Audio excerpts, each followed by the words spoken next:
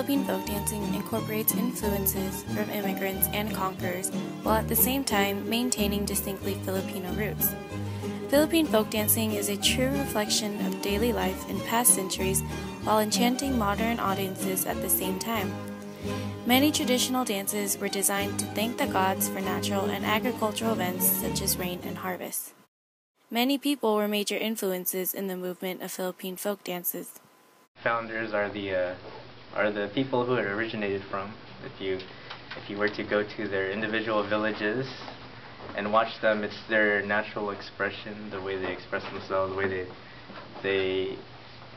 the love they have for their daily life, making it fun.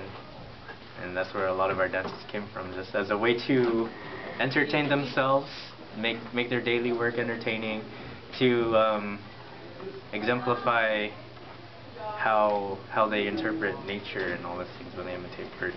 So those are the basic founders, and then after that, if you wanna look at the people who have been there to preserve the dances, and of course the first thing that comes up is Francisca Reyes Aquino. The other ones such as Ramon Abusan, Francisca Reyes Ortola, Bayanihan, and many other great. There are different suites that folk dance companies today incorporate in their repertoire. The suites that I know of are Barrio/Rural, and that's basically like depicting rural Philippines, like life in rural Philippines. Maria Clara, just like dances heavily influenced by the Spanish when they were colonizing the Philippines, and so like Maria Clara was that, it's just like this image of subservient Filipina, and just really like dressed in Spanish clothing. And then we have our mountain suite first, the tribes that come from the northern Cordillera of Luzon, and so they're commonly called Igorots. So these are very they can be looked at as very primitive dances, very tribal, lots of gongs being used, and lots of imitating of nature and birds in particular. We call it a Southern Island suite, which is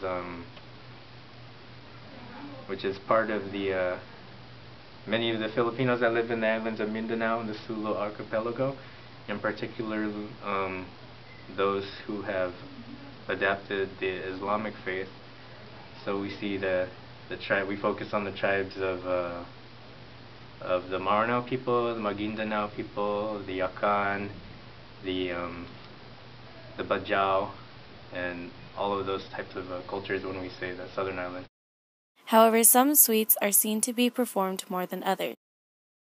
I think, like in recent times, I think it's because during when President Marcos, when Marcos was president of the Philippines, his wife actually declared Tinikling is like the national dance of the Philippines, and so like a lot of rural dances during that time, like 70s, 80s, were performed, and so like the rural image of the Philippines is often depicted, and so is the Spanish In high suites school and too. colleges, the Filipino youth have put on shows called Filipino Cultural Nights, or PCNs, that incorporate not only folk dancing, but skits and modern dancing as well.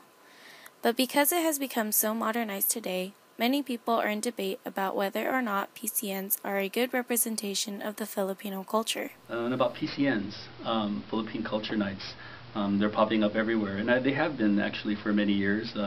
I can still even remember some of my first PCNs back in the 90s, but they've really evolved. It gives them an opportunity to engage with one another, to unify as a group, and to be able to share their different talents, whether it's in music, in dance, in acting. And one important thing about PCNs is they always have a storyline, something that reflects how they are in the community today, and how it's different from maybe where their parents came from or their grandparents, but it still is an opportunity for them to showcase who they are in today's culture. It kind of puts them on this path to kind of tweak the dances in such a way that they'll feel will speak more to the modern audience. And when it's something like that, then I think it can be detrimental to our culture, because then it just kind of spirals out of control from that point, from what I've seen. But I know in the early days it was a very good avenue for me to learn about our culture. However, while there is a debate about the youth not appreciating the Filipino culture, there is still hope and faith in the future generations to preserve the folk dance art and history. I don't think that the future generations will let the folk dancing part of our culture die. I feel like it's also just a matter of teaching them. Like I said, appreciation will be developed once knowledge is put out there. The worst thing that someone can be is uninformed, and with information comes appreciation. Folk dancing has become a very important part of my life. I've been dancing for about 5 or 6 years, and during that time I not only gained new friendships, but I learned more about my culture and history than I ever did before.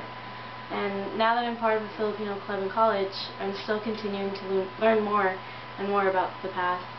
And like everyone before me said, I think that the youth and future generations will not let the folk dance part of our culture die, because it is part of our history and how we became Filipinos. I think that the learning and questioning part of our identities to find out more will keep us fighting to preserve the authenticity of the dances and to continue to pass it on as the years go by.